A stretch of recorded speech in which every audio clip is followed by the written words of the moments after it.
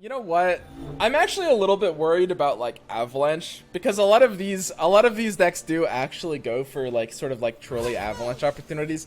Let's go ahead and just take a very very safe open attack. So this is one of those cases.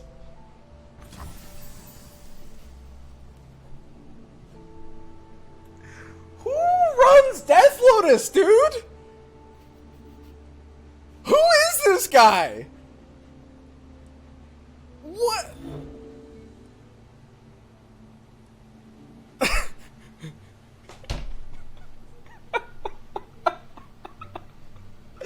plays Imperial Demolitionist on turn 2 into an empty board. I wasn't going to comment on that because it's normals. I didn't want to bully it. He's playing Death Lotus and we're losing to it. I can't beat that.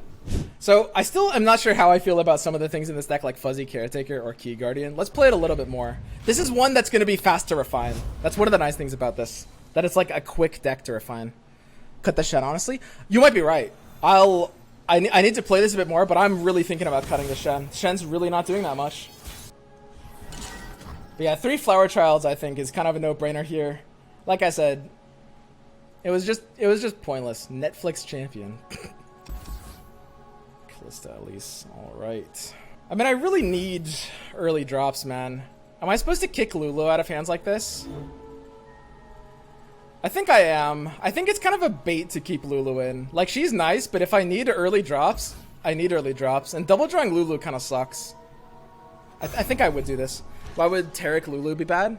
I could run Tarek instead of, like, the Demacia thing. The biggest problem is, like, it's not Tarek itself, it's the Demacia cards. Like, the Demacia cards just do so much with how Lulu functionally works, man. It's like, being able to Lulu Fleet for the Tracker and like challengers in general is so important, because if you're not Luluing challengers, then your Lulu is not necessarily getting value. So I'll play the Young Witch here. We're pretty vulnerable to a Vile Feast, which he's probably running. He's running like an old school, like, well, not old school, but this is not a new deck. It's kind of like Endure probably. And I mean, we aren't running Hush, so we can't immediately just like kill that, right? Let's just go ahead and be a little bit aggressive. We've got 2 Protectors, so we can develop it into this. That's fine. So his play is likely Callista. He's passing so that we don't get the value challenger. So now we have a decision make. We can attack here, get our barrier damage, deal 5 to his face, which is kind of cute to do, or we could pass and like burn his mana. I think the face damage plus like using the barrier plus getting the support trigger is just a little too valuable. It's so adorable to think about like, you know, stopping the Callista from coming down, but I am an aggressive deck. I'm pretty much the aggressor in this matchup. I do have to just take this 5 damage while I have it. It's too cute to think about passing. Okay, pretty solid. So his Mistwraith was buffed off of the Omen Hawk. Ooh, that's a little dicey.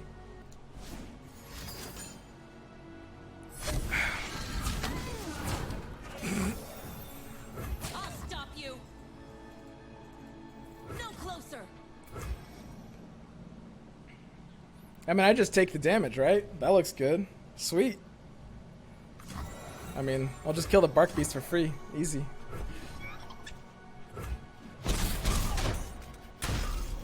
So how does Caretaker work? When it's supported, it gets health, and it gives damage to what it's supporting. Caretaker it is. Looks good here. I mean, it's basically a 3/6. Young Witch can give it... I mean, Young Witch will turn it into like a 4/6. And then it's giving attack to what it's supporting.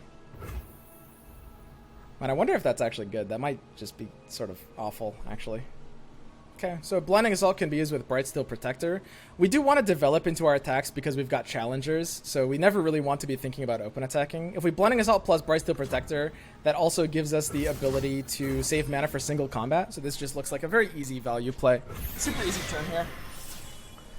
Play mana efficiently, keep the reactive option up in case something goes wrong. It's always nice to have just a general purpose in case something goes wrong kind of card, and that here is single combat. This could look like a lot of things from his end that would make us want to click that button. Got your back. So we can literally wipe his entire board. So check this out. We're just gonna go ahead and kill this now off of our challenger scout barrier. So we get like a free kill here.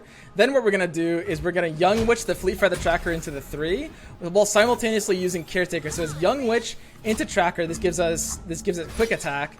And then we've got Fuzzy Caretaker, which if it's supported gets value, but we don't need to give it health. We don't need to get it supported. It's going to support this, and that's going to kill this. But what we want to keep alive is the scout one instead of the tracker, so we should reverse these. So we keep this one alive, killing that. We give this one the attack to kill this, and then we send the other 2 over here, like that. And yeah, we just have like a crazy board with crazy values, so he has to concede. I'll play more games of this just because these games are super fast compared to the other ones. Replace Shen. There's a good chance I'm replacing Shen here. You guys might be right. I've seen like Zed versions that are pretty popular too. And I mean, hey, that makes sense. Lulu is an aggro deck. Ah, we hit a player. I ping you listen. This is a very good player. I am leaning towards replacing Shen though. It does kind of seem like Lulu makes the deck a little too aggressive for Shen. But, I mean, it's very possible the solution is to slow it down instead. Swain Leona. I don't know. Whenever we get, like, Rush blending us all, that feels so good. Is that going to feel good against Swain Leona, though? Probably not. Okay, okay.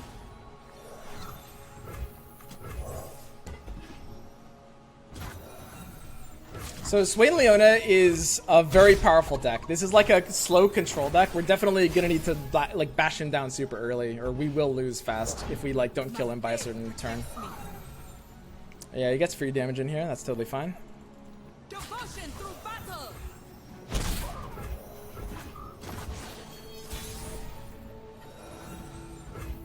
Okay, we top deck the Lulu. That's a great draw. So he'll usually have a way to stop the Lulu from getting value. That'll be something like Arachnoid Sentry. But I'm actually... Ooh. Interesting. Very, very, very interesting. Wow. So we have a couple of options. None of our options are great.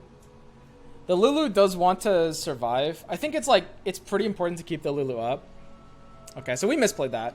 We should have opened with Blending Assault. That would give us flexibility to maybe play Protege instead, I think. Because we did want to play a Protege here, given how his play works. And this is a very, very common play he's going to make. Because our Lulu doesn't really have the ability to attack without dying because of our hand. This was definitely just a straightforward misplay that we shouldn't have made. Because, like, we can Lulu attack and kill one of his for free. But our Lulu will die, and I think that's a really big issue here. However, we need the aggression, so I legitimately don't think we actually have a choice. We can't really rely on Lulu staying alive in this matchup anyway, because he has a lot of reactive cards that'll pretty usually threaten a way to kill her. So we're just gonna have to go in. Sorry, Lulu. We tried.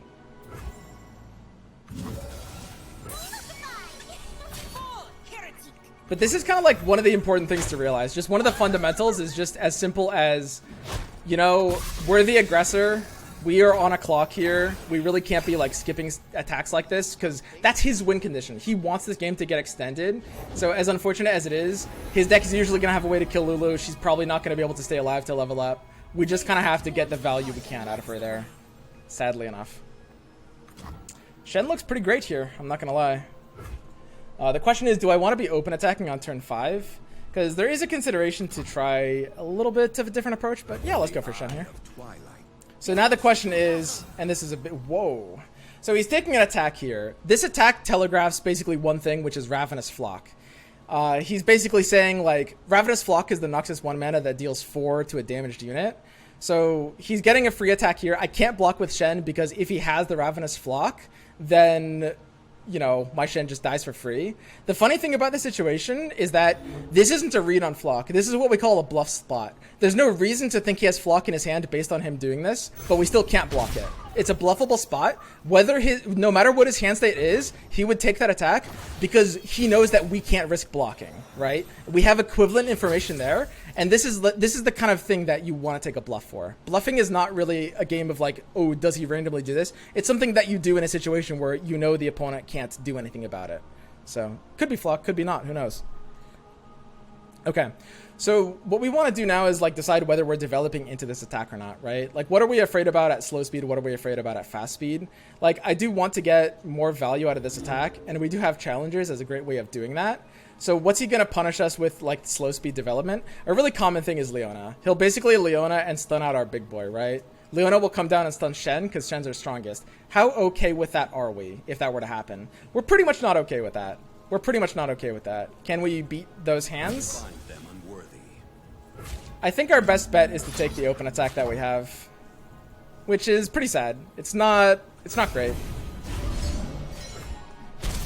The call could be made that we are behind already and we need to assume he doesn't have Leona because our deck might not be able to beat hands of Leona no matter what happens. We didn't make that call in this case. His deck, one of the weaknesses of his deck is it doesn't usually have stuff like AoE. So unless there's some card I'm forgetting. Yeah, there shouldn't really be much AoE here, which means we can develop a wide board, and we do have the second Shen, which is going to be really great here.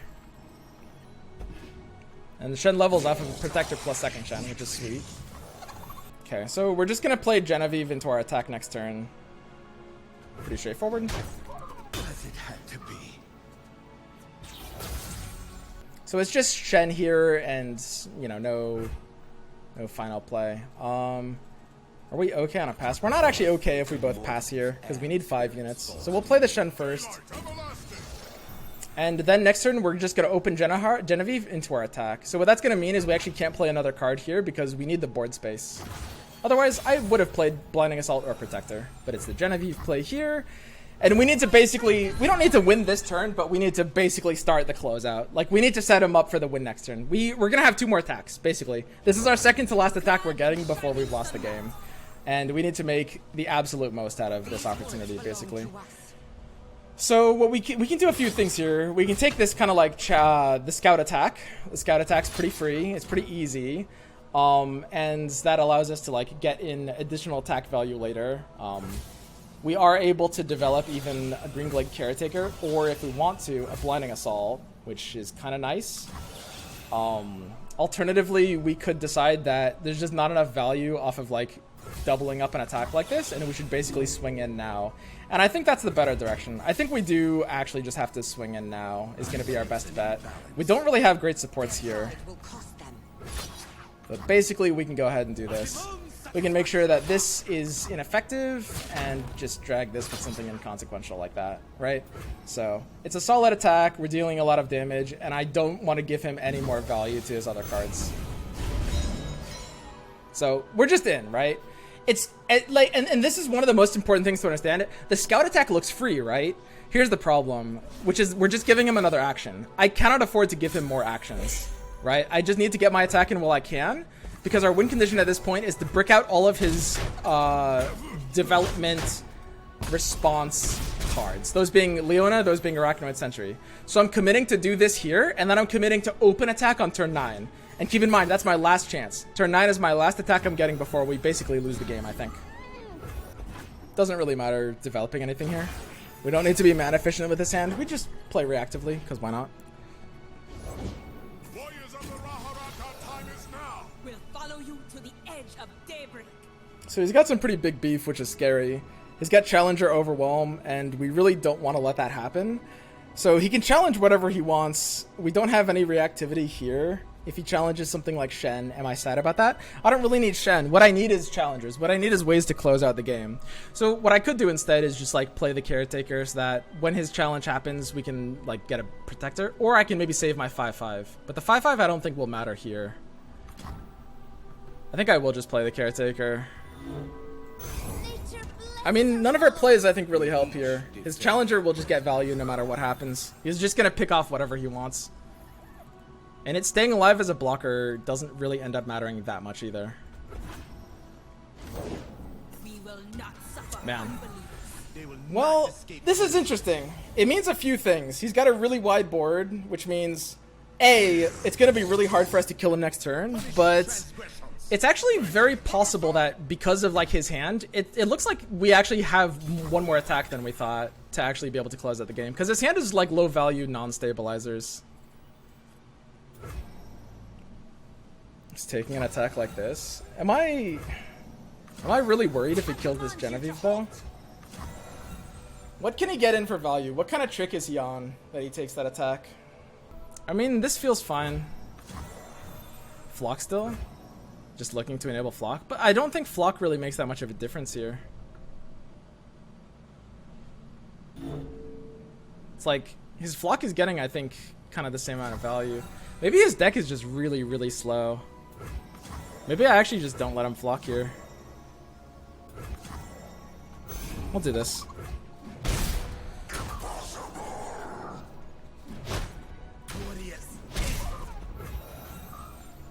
The only important thing is to take redevelopments, basically. We just need a board that's completely full of units on our attack, and then we're good. Okay, there's the Flock. Pretty expected.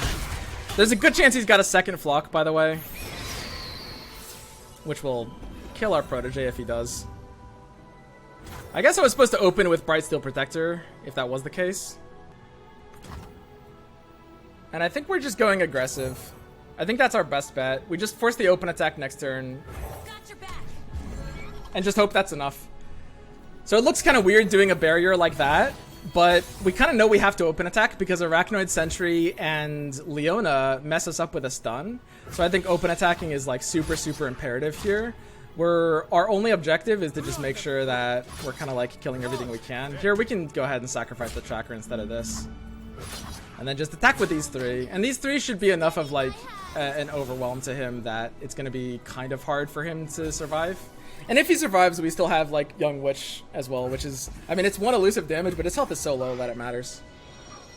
So this is like, I can't stress enough. This is a really important way to play the game. Which is like this idea of thinking about what they could have in their hands and just ask yourself whether you need to open attack or not, right? It's like he'd played 1 Sentry, 0 Leona. So he's got a deck that's just full of that kind of card. And our best bet is to just block him from playing those things, even if it means we don't get to play either, right?